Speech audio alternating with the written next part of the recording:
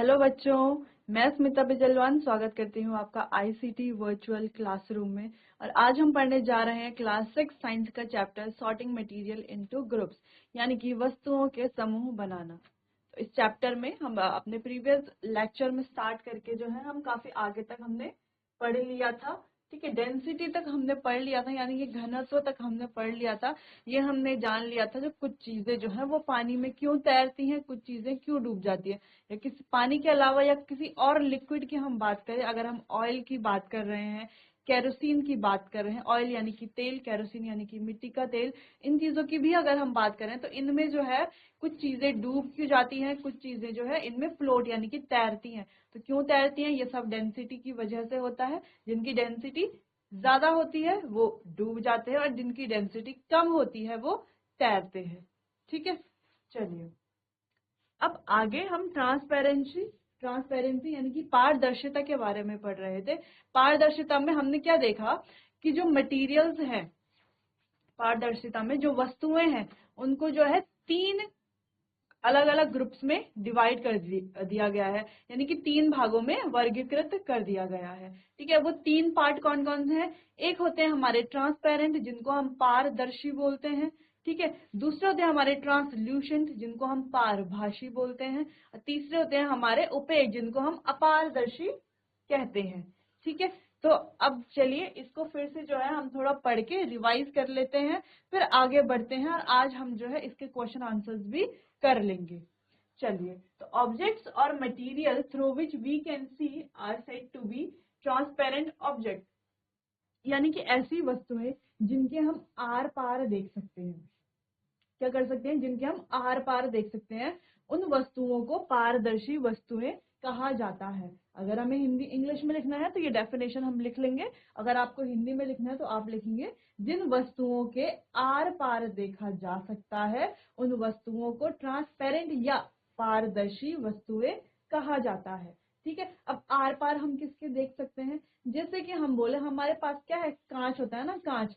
अब कांच के आर पार हम देख पाते हैं ना, जो हमारे पास ग्लास होता है, अगर कोई खिड़की है, खिड़की में कांच लगा है तो उसके आर पार हम देख पाते हैं, बिल्कुल देख पाते हैं। अगर आप और हम, जैसे आप हैं वहां पर, यहाँ पर हम हैं, ठीक है, यहाँ पर हम कोई कांच की स्क्रीन लगा दे, कांच की स्क्रीन लगा दे, क्यों क्या हम एक दूसरे को देख पाएंगे? बिल्कुल हम एक दूसरे को जो है देख पाएंगे, क्योंकि जो कांच की स्क्रीन है वो कैसी स्क्रीन है? पारदर्शी स्क्रीन है, जिसके आर पार हम एक दूसरे को देख सकते हैं। इसके अलावा पानी, साफ पानी है ना, क्लियर वाटर, डर्टी वाटर यानी कि गंदे पानी की हम बात नहीं कर रहे, हम साफ पानी, क्लियर वाटर की बात कर रहे हैं। साफ पानी भी कैसा होता है? उसके भी हम आर पार देख पाते हैं ना।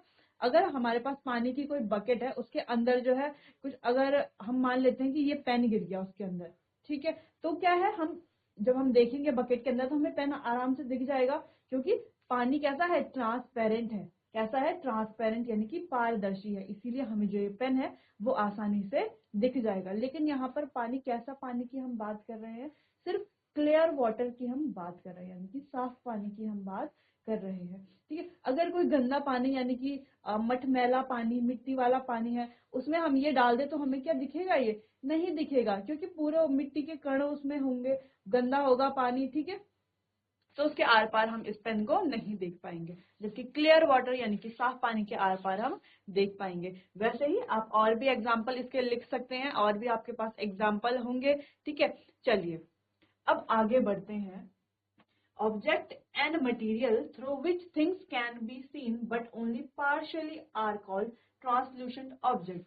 अब ऐसे हमारी वस्तुएं जिनके हम आर पार नहीं देख सकते, लेकिन थोड़ा बहुत हम देख पाते हैं, पार्शियली यानी कि थोड़ा बहुत। ठीक है, एक तो फुली देखना हुआ जिसको हम ट्रांसपेरेंट बोलेंगे, लेकिन पार्शियली हम थोड़ा बहुत देख पाते हैं, और उसके आर पार जो है लाइट भी थोड़ा बहुत पास हो जाती है, लाइट भी थोड़ा बहुत पास हो जाती है। जबकि हम ट्रांसपेरेंट की जब बात करते हैं, पारदर्शी वस्तुओं की जब बात करते हैं, तो उनके आर पार पूरी की पूरी लाइट जो है पास होती है। ठीक है, जितनी लाइट, ये टॉर्च जो है, यहाँ से जितनी लाइट निकलेगी उतनी लाइट जो है यहाँ से पार होती है। ठीक है, लेकिन जो पारभासी ऑब्जेक्ट यानी कि पारभासी वस्तुएं हमारी होती हैं, उनमें जो लाइट है पूरी तरीके से पास नहीं होती। ठीक है, कम लाइट पास होती है। चलिए, तो इनके कुछ एग्जाम्पल हैं, जैसे कि फ्रॉस्टेड ग्लास है, बटर पेपर है। बटर पेपर हमने देखा होगा। फ्रॉस्टेड ग्लास, एक तो ग्लास कांच जो हमारा होता है नॉर्मल, एक क्या होता है वो थोड़ा धुंधला धुंधला हमें उसके आर पार दिखता है, तो उसको बोलते हैं फ्रॉस्टेड ग्लास। ठीक है, तो ये हमारे कुछ एग्जाम्पल थे पारभाषी मटेरियल्स के। ठीक है, पारभाषी वस्तुएं जो हमारी होती हैं। चलिए आगे बढ़ते हैं। Object through which we can not see are known as opaque object, यानी कि ऐसी वस्तुएं जिनके आर पार हम बिल्कुल नहीं देख सकते, उन्हें बोला जाता है अपारदर्शी वस्तुएं। क्या बोला जाता है? अपारदर्शी वस्तुएं, और इंग्लिश में हम उन्हें बोलते हैं ओपेक ऑब्जेक्ट। ठीक है, जैसे कि हमारे पास लकड़ी है, अगर आप और हम यहाँ बीच में जो है लकड़ी की एक जो है स्क्रीन लगा दी जाए, है ना, एक बड़ा लकड़ी का चौड़ा टुकड़ा लगा दिया जाए, तो क्या हम एक दूसरे को आर पार देख पाएंगे? नहीं, हम एक दूसरे को नहीं देख पाएंगे, क्योंकि बीच में जो स्क्रीन लगी है, लकड़ी की जो स्क्रीन लगी है, वो कैसी स्क्रीन है? वो हमारा ओपेक ऑब्जेक्ट है, यानी कि अपारदर्शी वस्तु है, जिसके आर पार हम नहीं देख सकते। ठीक है, तो कुछ एग्जाम्पल यहाँ पर है अपारदर्शी के, जैसे कि मेटल्स हैं, जो हमारी धातुएं होती हैं, लकड़ी है, कार्डबोर्ड है। ठीक है, कार्डबोर्ड यानी कि गत्ता, हम जिसे बोलते हैं गत्ते का एक बड़ा टुकड़ा, उसे कार्डबोर्ड बोला जाता है। तो ये सारे ही क्या है? मटेरियल हमारे ओपेक मटेरियल है, यानी कि अपारदर्शी मटेरियल है, जिनके आर पार as you can not see through them, जिनके आर पार हम नहीं देख सकते। तो यहाँ पर अगर हम इन पे क्या करते हैं, अगर हम इनमें लाइट डालते हैं तो लाइट की जब रेज जाती हैं तो उनके आर पार कोई भी रे नहीं निकलती। ठीक है, जब हम ट्रांसपेरेंट में डालेंगे तो जितनी लाइट यहाँ से जा रही है उतनी लाइट यहाँ से पास होगी। जब हम ट्रांसल्यूशन में करेंगे, लाइट मारेंगे ट्रांसल्यूशन ऑब्जेक्ट में, तो यहाँ से जितनी लाइट हम डालेंगे वहां से क्या, थोड़ा बहुत लाइट पास होगी, ज्यादा नहीं, थोड़ा बहुत लाइट पास होगी। लेकिन ओपेक ऑब्जेक्ट में जब हम यहाँ से लाइट डालेंगे तो यहाँ से कोई भी लाइट पास नहीं होगी। ठीक है, तो ये थे हमारे तीनों, ट्रांसपेरेंट, ट्रांसल्यूशन और ओपेक ऑब्जेक्ट, यानी कि पारदर्शी, पारभाषी और अपारदर्शी वस्तुएं। चलिए, तो ये जो है बहुत ही इंपॉर्टेंट टॉपिक है, तो इसे आप नोट कर लीजिए, फिर हम आगे बढ़ते हैं।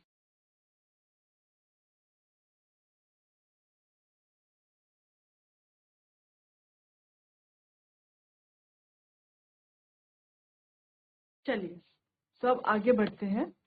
आगे यहाँ पर हमारे पारदर्शी, पारभाषी और अपारदर्शी जो हमारे ऑब्जेक्ट है उनके बारे में बताया गया है। देखिए, इस तरीके से हमारे पास एक सोर्स है, सोर्स यानी कि लाइट का सोर्स है। ठीक है, जहां से लाइट जाती है। अब ये सोर्स क्या लिया है हमने? यहाँ पर टॉर्च लिया है। ठीक है, अब टॉर्च, यहाँ पर कोई ट्रांसपेरेंट स्क्रीन लगी हुई है। ठीक है, या कोई ट्रांसपेरेंट ऑब्जेक्ट है, क्या है यहाँ पर? एक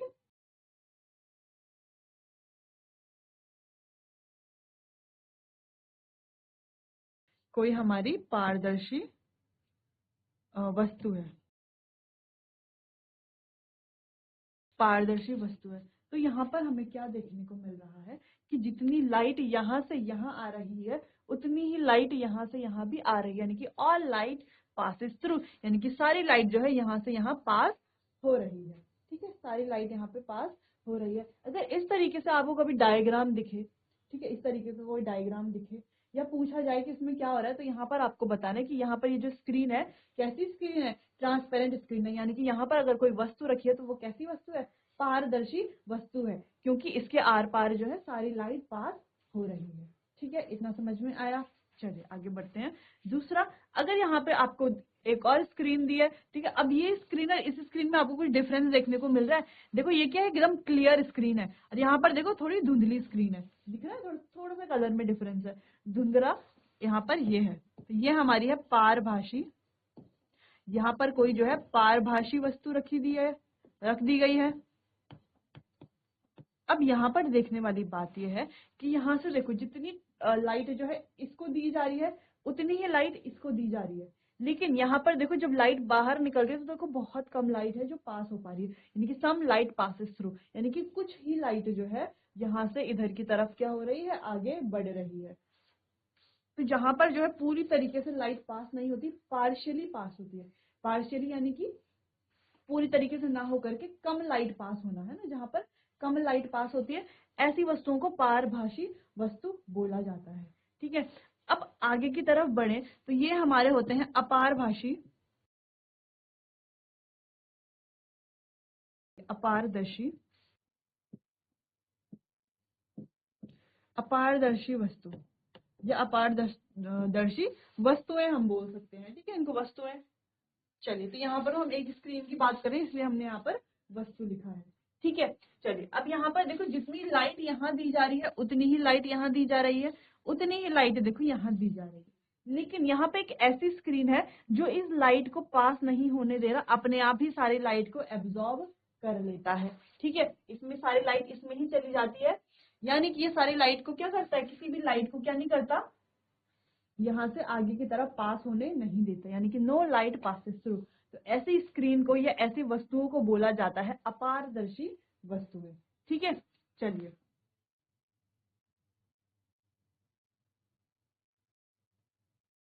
तो ये जो है ये आप नोट कर लीजिए अपनी कॉपी में, ठीक है। इसको डायग्राम को अच्छे से बना दी। तो इस डायग्राम से जो है आपके तीनों ही कॉन्सेप्ट, यानी कि पारदर्शिता को लेकर के जो तीन चीजें पारदर्शिता में हम पढ़ते हैं, तो वो तीनों कॉन्सेप्ट जो है आपके क्लियर हो जाएंगे, ठीक है। चलिए, इसे नोट करिए, फिर हम आगे बढ़ते हैं।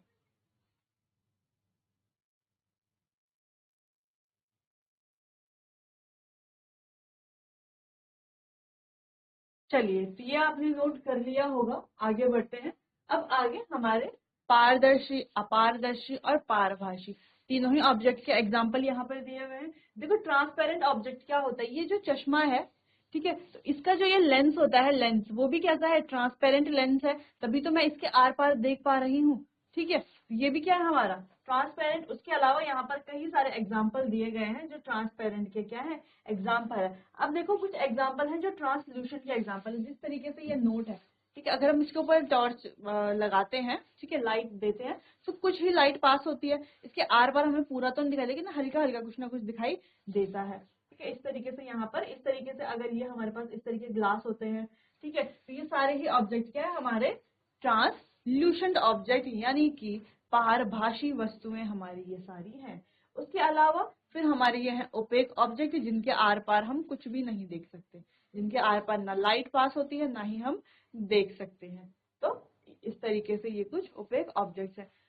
इनमें से जो है आप 5-5 ऑब्जेक्ट जो है लिख लीजिए अपनी कॉपी में, फिर हम आगे इसके जो है क्वेश्चन आंसर्स की तरफ बढ़ते हैं।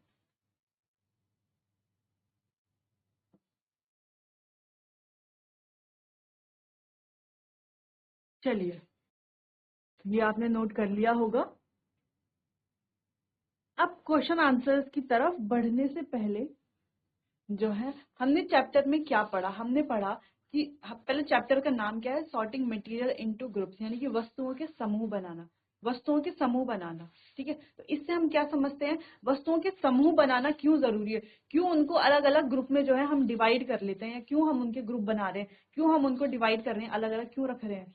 देखो, अलग अलग रखने से क्या होगा, क्या होगा कि जो है हम इनको कैटेगरी वाइज रखें या अलग अलग समूह बना करके रखें, क्यों रखें, क्या होगा इससे। चलिए, इसे एक जो है एग्जाम्पल की मदद से समझते हैं।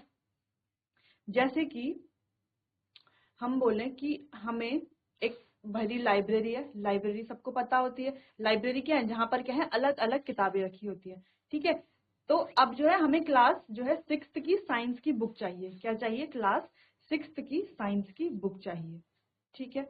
चलिए, तो अब जो हमारे पास लाइब्रेरी है, वहां पर जो है बहुत सारी किताबें पड़ी हुई, किताबों का ढेर लगा हुआ है, कोई भी किताबें क्या है ऑर्गेनाइज तरीके से नहीं रखी गई है, ठीक है। किताबों का क्या है, ढेर लगा हुआ है, किताबें किताबें किताबें ही किताबें हैं, ठीक है, किताबों का ढेर लगा हुआ है। अब हम उस लाइब्रेरी में जाते हैं, तो हमें जो है क्लास 6 की साइंस की बुक ढूंढनी है, तो कितना मुश्किल हो जाएगा हमारे लिए किताब के ढेर में से एक किताब को ढूंढना, बहुत मुश्किल हो जाएगा, बिल्कुल मुश्किल हो जाएगा। लेकिन अगर उस लाइब्रेरी में ऐसा होता कि अलग अलग क्लास के अलग अलग शेल बने होते, ठीक है, यहाँ पर क्लास 6 की बुक्स होती, यहाँ पर क्लास 7 की बुक्स होती, यहाँ पर क्लास 8 की बुक्स होती, यहाँ पर क्लास 9 की बुक होती, यहाँ पर क्लास 10th की बुक होती। इस तरीके से अगर अलग अलग शेल्स वहां पर बने होते और उन शेल्स में क्लास 6 की सारी बुक्स होती, ठीक है, जैसे यहाँ पर मैथ्स की, साइंस की, इंग्लिश की, हिंदी की, ठीक है, एसएसटी की, मॉरल साइंस की, जो भी हमारी संस्कृत की, तो इस तरीके से बुक्स होती, ठीक है। वैसे ही क्लास 7th की भी बुक्स होती, 8th की भी शेल्फ में 8th की किताबें होती। तो इस तरीके से अगर लाइब्रेरी जो है ऑर्गेनाइज होती, इस तरीके से वहां पर जो है किताबों के अलग अलग समूह बने होते, अलग अलग ग्रुप्स बने होते कि 6 की किताब जो है वो एक जगह में, 7 की किताब एक जगह में, 8 की किताब एक जगह में, 9 की किताब एक जगह में, 10 की किताब एक जगह में। तो हमारे लिए कितना आसान होता, हम लाइब्रेरी में जाते, जो जहाँ पर 6 की किताबें रखी हुई है उस वाले शेल्फ में जाते, 6 की किताब निकालते और पढ़ते। ठीक है, लेकिन अगर वहां पे सारी किताबें क्या है, मिक्स हो रखी है, 6 की भी, 7 की भी, 8 की भी, 9 की, सारी किताबें जो है मिक्स हो रखी है, एक ढेर बना हुआ है, तो उससे किताबें ढूंढना कितना मुश्किल हो जाता। ठीक है, इसीलिए जो है हम जो है वस्तुओं के क्या बना लेते हैं, ग्रुप्स बना लेते हैं, ताकि हम ऑर्गेनाइज तरीके से उनको देख लें। ठीक है, अगर हमें उनके बारे में पढ़ना है तो ऑर्गेनाइज तरीके से जो है उनकी स्टडी भी हम कर सके। ठीक है, तो इसीलिए जरूरी है ग्रुप्स बनाना, क्योंकि हम जो है बाद में हमको क्या करना होता है, उनके बारे में पढ़ना होता है, उनकी स्टडी करनी होती है। अब हम ऐसे नहीं कि कुछ यहाँ से पढ़ लिया कुछ वहां से पढ़ लिया, ऐसे नहीं, एक ऑर्गेनाइज तरीके से स्टडी करने के लिए जो है हमने जो है ये यहाँ पर जो है इस मेथड को अपनाते हैं, जो हमारी वस्तुएं होती हैं उनको अलग अलग ग्रुप में रखते हैं। ठीक है, चलिए इतना समझ में आ गया कि क्यों हम ग्रुप में जो है रखते हैं वस्तुओं को। ठीक है, चलिए, तो यही इंपॉर्टेंट था। और दूसरी चीज ये इंपॉर्टेंट है कि ग्रुप में क्यों रखते हैं, पहले तो इसलिए कि हमें उनकी स्टडी करनी होती है। दूसरी चीज कि जिन एक ग्रुप में अगर कुछ चीजें रखी गई हैं तो उसकी जो होते हैं गुण होते हैं, विशेषताएं होती है, वो भी क्या होती है, लगभग सेम होती हैं। तो उस ग्रुप के सारे गुण विशेषताएं हम एक बार में ही पढ़ लेते हैं। फिर अगर जैसे हमारे पास यहाँ पर धातु है, तो सारी धातुओं को अगर हम एक साथ रख दें, जितनी भी हमारे अधातु होती हैं उनको एक साथ रख दें, जितनी भी हमारी क्या होती हैं सॉफ्ट चीजें होती हैं उनको एक साथ रख दें, जितनी हमारी हार्ड चीजें होती हैं उनको एक साथ रख दें, जितनी हमारी विलय चीजें होती हैं उनको एक साथ रख दें, जितनी हमारी अविलय होती हैं उनको एक साथ रख दें, तो क्या फायदा होगा, क्यों हमें जितने भी धातु पढ़ने होंगे, धातु की जो विशेषताएं होती हैं, गुण होते हैं, वो सारे हम एक बार में ही पढ़ लेंगे। ठीक है, जितने भी अधातु होती है उनकी विशेषताएं, गुण जो होते हैं वो भी हम एक बार में पढ़ लेंगे। विलय पदार्थ हमारे जो जो होते हैं उनकी विशेषताएं क्या, कौन कौन से विलय पदार्थ होते हैं वो हम एक साथ पढ़ लेंगे। अविलय के लिए भी हम सेम इसी तरीके से सारी चीजें कर लेंगे। ठीक है, तो हमारी जो है पढ़ाई भी इजी हो जाती है, हम जो है सबके बारे में एक साथ जान जाते हैं, तो हमें दिमाग में क्या होता है, कोई कंफ्यूजन नहीं होता। इसीलिए जो है अलग अलग ग्रुप्स में रखना कंपलसरी होता है, या हम इस मेथड को अपनाते हैं अलग अलग ग्रुप्स में रखने वाला जो है। ठीक है, तो यही इस चैप्टर में हमने पढ़ा कि किस तरीके से जो है हम अलग अलग ग्रुप्स बनाते हैं वस्तुओं का। ठीक है, कैसे कैसे हम उनको जो है वर्गीकृत करते हैं, उनके कभी दिखावट के आधार पर, कठोरता के आधार पर, उनके जो है घुलनशीलता के आधार पर, उनके घनत्व के आधार पर। ठीक है, लास्ट में जो है हमने पढ़ा उनकी पारदर्शिता के आधार पर कैसे कैसे हम उनको जो है अलग अलग ग्रुप में वर्गीकृत करते हैं। चलिए, तो चैप्टर अब आपको समझ आ गया होगा, सारे पॉइंट्स जो है हमने डिस्कस कर लिए थे अच्छे से डिटेल में। चलिए, तो अब बढ़ते हैं इनके क्वेश्चन आंसर्स की तरफ। तो पहला क्वेश्चन है, name 5 object which can be made from would, यानी कि लकड़ी से बनने वाले 5 ऑब्जेक्ट के नाम हमको यहाँ पर लिखने हैं। तो पहले का आंसर क्या होगा, लकड़ी से बनने वाली 5 चीजें। अब देखो लकड़ी से क्या क्या बन सकता है, पहला टेबल बन सकता है, पहली चीज टेबल। दूसरी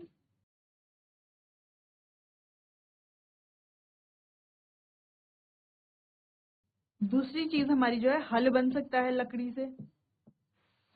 ठीक है, बाकी आप जो है खुद लिख लेंगे कि लकड़ी से क्या क्या बन सकता है। देखो लकड़ी से पेंसिल भी बन सकती है,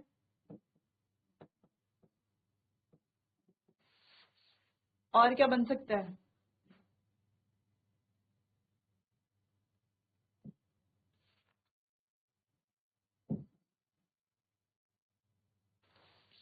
और क्या बन सकता है लकड़ी से, कुर्सी बन सकती है।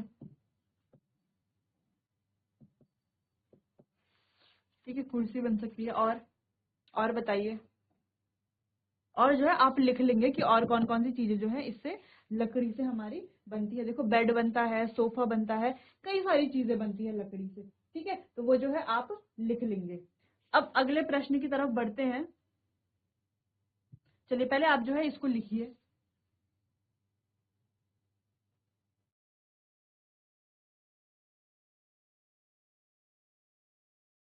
पेंसिल। चलो लिख लो दरवाजा। ठीक है, चलो टेबल, ये हम इसको मेज बोल सकते हैं, मेज। टेबल लिखो या मेज लिखो, ठीक है। तो इस प्रकार जो है हमारी कुछ वस्तुएं हैं जो लकड़ी से बनती है। तो ये जो है आप खुद से लिखेंगे, ये वाली आप नोट नहीं करेंगे, आप जो है खुद से लिखेंगे अलग जो है 5 वस्तुएं जो लकड़ी से बनती है। चलिए अब सेलेक्ट दोज ऑब्जेक्ट, अगला प्रश्न है हमारा कि select those object from the following which shine, यानी कि नीचे दिए गए जो वस्तुएं हैं उनसे ऐसी वस्तुएं हमें छांटनी है जो चमकदार हो या जो चमकती हो, जिनमें क्या हो, लस्टर हो, शाइन हो। चमकदार वस्तुओं को हमें इनमें से बताना है। देखो पहला तो हमारे पास 3-4 चीजें दी गई हैं। पहला है स्टील, ठीक है। दूसरा है स्पून, फिर है हमारे पास ग्लास बाउल। अब देखो स्टील, स्टील जो है वो चमकदार होता है, शाइन उसमें होती है, ठीक है, ये हमको पता है स्टील में शाइन होती है। अगला हमारे पास ग्लास बाउल, यानी कि कांच का कटोरा हम बोल सकते हैं, या कांच का बाउल जो होता है, कांच का कटोरा। अब देखो उसमें भी क्या होती है, थोड़ी बहुत शाइन होती है ना, कांच में भी होती है शाइन, कांच में भी, ठीक है। तो ये भी हमारा क्या हो गया, ये हो गया। अब चम्मच, अब चम्मच देखो लकड़ी का भी हो सकता है, या हम बोल सकते हैं स्टील का भी हो सकता है, ठीक है। चलिए अब आगे बढ़ते हैं। Match the object given below with the material from which they could be made. Remember an object could be made from one or more than one material and given material could be used for making many material। चलिए अब match करना है हमें। जो book है, book किससे बनती है, देखो बुक बनती है कागज की, पेपर की। तो यानी कि पहला तो ये वाला है, ठीक है। आगे हमारे पास है शूज। शूज देखो किस चीज से बनते हैं, शूज बनते हैं हमारे, देखो टॉयज किससे बनते हैं, खिलौने किससे बनते हैं, 1 2 3 4 प्लास्टिक से बनते हैं, फोर्थ वाला प्लास्टिक हो गया। अगला चेयर। अब कुर्सी किस चीज से बनती है, देखो कुर्सी बनती है लकड़ी से, थर्ड लकड़ी हो गई।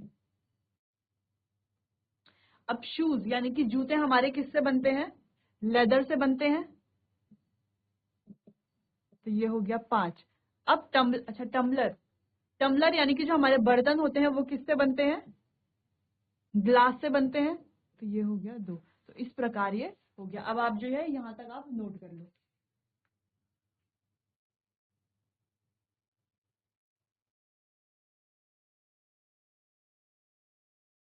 चलिए तो ये हो गया, देखो इस प्रकार किया हमने। बुक, देखो बुक किससे बनती है, तो ये हो गया पेपर से बनती है, ठीक है। अगला टम्बलर यानी कि ग्लास, ग्लास से बनता है, 2 ये हो गया। तीसरा देखो चेयर, लकड़ी जो है, चेयर जो है लकड़ी से बनती है, चेयर यानी कि कुर्सी जो हमारी होती है लकड़ी से बनती है। अगला है हमारा टॉय, टॉय यानी कि खिलौना जो है प्लास्टिक से बनता है, ठीक है। अब शूज यानी कि जूते जो है लेदर से बनते हैं। तो इस प्रकार ये है हमारे सारे, और ये आप जो है नोट कर लीजिए, ठीक है। चलिए अब आगे बढ़ते हैं ट्रू फॉल्स की तरफ। Stone is transparent while glass is opaque. अब पहला यहाँ पर है, बोल रहा है कि जो स्टोन होता है, पत्थर जो है वो ट्रांसपेरेंट यानी कि पारदर्शी है। तो क्या पत्थर पारदर्शी होता है, क्या पत्थर के हम आर पार देख पाते हैं, नहीं देख पाते ना। तो यहीं पर ये क्या हो गया, गलत हो गया, क्योंकि पत्थर तो पारदर्शी होता ही नहीं है। अब बोल रहा है कि जो ग्लास है यानी कि कांच है वो ओपेक है, वो अपारदर्शी है ग्लास, जबकि ग्लास क्या होता है, पारदर्शी होता है, और स्टोन अपारदर्शी होता है, ठीक है। तो उल्टा लिखा हुआ है, तो यानी कि ये क्या है हमारा, फॉल्स है यहाँ पर, ये इसका आंसर है फॉल्स, ठीक है। चलिए तो अगला यहाँ पर था कि a notebook has lustre while eraser does not. अब हम जानते हैं कि जो नोटबुक है वो किससे बनी है, कागज से बनी है। तो क्या उसमें कोई शाइन होगी, कोई लस्टर होगा, है ना। शाइन यानी कि चमक, लस्टर यानी कि चमक। तो क्या नोटबुक में लस्टर है, चमक है, नहीं है। इरेजर में लस्टर है ना, जो हमारा रबर होता है, क्या रबर में लस्टर चमक होती है, नहीं होती। तो ये भी क्या है हमारा फॉल्स है, असत्य कथन है ये भी, ठीक है। चलिए आगे बढ़ते हैं। A chalk dissolve in water. जो चौक है क्या वो पानी में घुल जाती है, क्या चौक पानी में घुल जाती है। जब हम चैप्टर पढ़ रहे थे तो हमने ये काफी अच्छे से पढ़ा था कि कौन से जो हमारे वस्तुएं हैं वो पानी में विलय है और कौन से वस्तुएं अविलय है। तो जो चौक है वो अविलय वस्तु है, ठीक है, जो चौक है वो अविलय पदार्थ है, तो वो कोई भी ये पानी में जो है बिल्कुल भी नहीं घुलता, घुलनशील नहीं होता। ये भी क्या है हमारा फॉल्स है, ठीक है। अगला, a piece of wood floats on water, यानी कि लकड़ी का जो टुकड़ा है, लकड़ी का टुकड़ा है, क्या वो पानी में जो है फ्लोट करता है या तैरता है। अब ये हमें अच्छे से पता है कि जो लकड़ी का टुकड़ा होता है वो पानी में क्या करता है, तैरता ही है।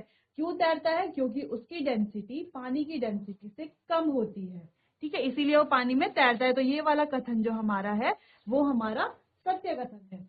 अब अगले कथन की तरफ बढ़ते हैं। Sugar does not dissolve in water, जो शक्कर है वो पानी में नहीं घुलती।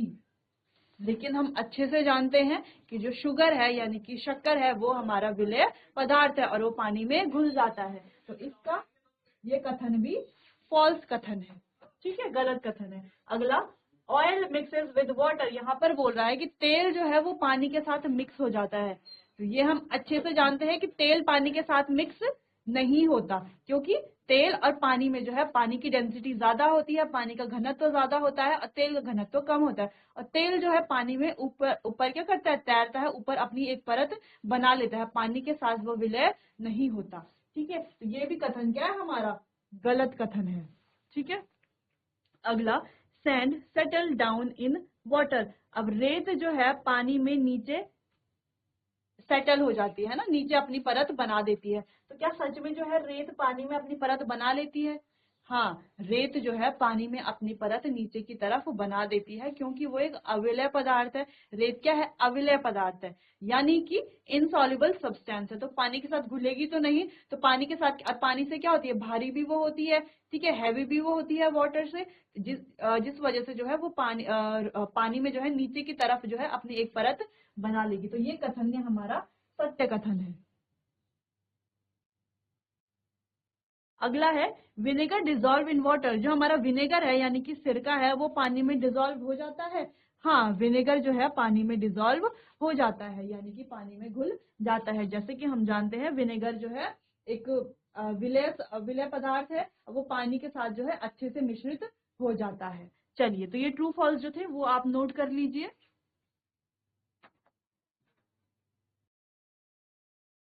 चलिए, अब आगे कुछ प्रश्न है, तो ये बहुत ही जो है इजी, हमारे क्या है, बहुत ही आसान प्रश्न कुछ यहाँ पर दिए गए हैं कि यहाँ पर बताना है हमें कि गोल, जिनका आकार गोल आकार वाली वस्तुएं कौन सी हैं और जो हमारी अन्य आकार वाली वस्तुएं कौन सी हैं, और खाने वाली वस्तुएं कौन सी है और ना खाने वाले वस्तुएं कौन सी है हमारी, इनमें से खाने वाले पदार्थ कौन से। तो यहाँ पर water, basketball, orange, sugar, globe, Apple, तो इस तरीके से कुछ यहाँ पर दिए हुए, तो ये आप जो है खुद से कर लेंगे। उसके बाद हम अगले प्रश्न की तरफ बढ़ते, तो यहाँ पर भी जो है आपको लिस्ट बनानी है कि कौन सी वस्तुएं पानी में तैरती हैं, ठीक है, और मिट्टी के पानी, तेल और मिट्टी के तेल में तैरेंगी। तो ये वस्तुएं भी आप खुद से लिखेंगे, ये जो है आप घर में खुद से प्रयोग करेंगे, पानी में या तेल में जो है वस्तुएं डाल करके आप देख लीजिए। जैसे सूखी पत्तियां ये पानी में, तेल में, मिट्टी के तेल में भी तैरती हैं, उसी तरीके से आप जो है यहाँ पर वस्तुओं के नाम लिख लेंगे। उसके अलावा यहाँ पर जो है आपको इनमें से जो है अलग वस्तु को छानना है। जैसे कि यहाँ पर है चेयर, बेड,